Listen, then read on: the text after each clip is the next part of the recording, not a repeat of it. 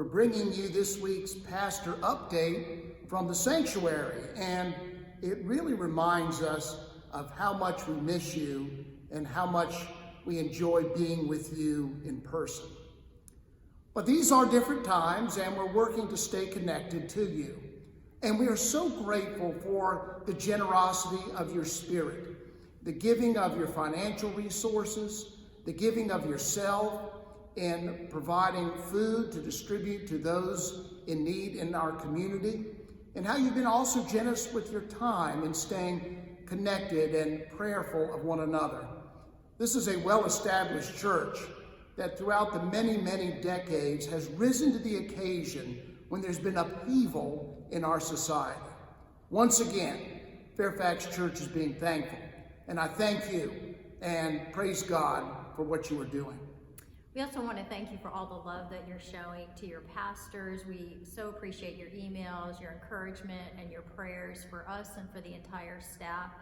I've never been part of such a loving and encouraging congregation, and it is just remarkable. So I just want to thank you for that. We also want to remind you that we do have lots of ways to stay connected to you and for you to stay connected with us.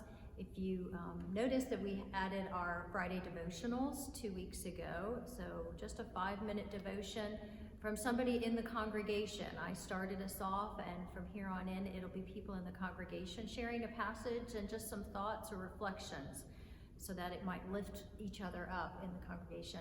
So we are inviting you, the church family, to be a part of this. This will be your project, and if you would like to share a devotion that you read or something that you considered, feel free to record yourself on your cell phone and send it to David Bonney at dbonney@fairfaxumc.org.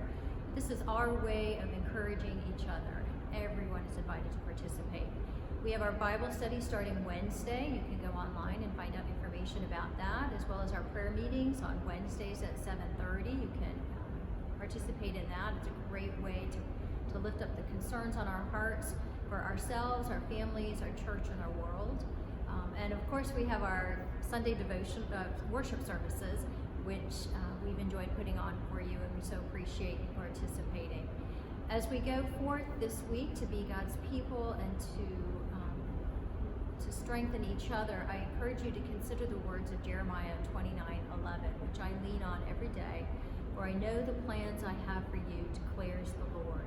Plans to prosper you and not to harm you. Plans to give you hope and a future. The Lord indeed is in the midst of this crisis, and He will carry us through. He will bring us to higher ground if we rest and lean into His promises. So make sure you are getting into the Word, and make sure that you are staying open and connected to the God who loves you and wants to sustain you. If you need anything, give us a call. We are happy to pray with you one-on-one, or we're happy to meet whatever needs that you have, whether it be groceries or prescriptions. Don't hesitate to reach out. But be encouraged. Your church is here, and we will be here when you are ready to join us for worship in these very pews. God bless. Stay safe and stay well, and God bless always.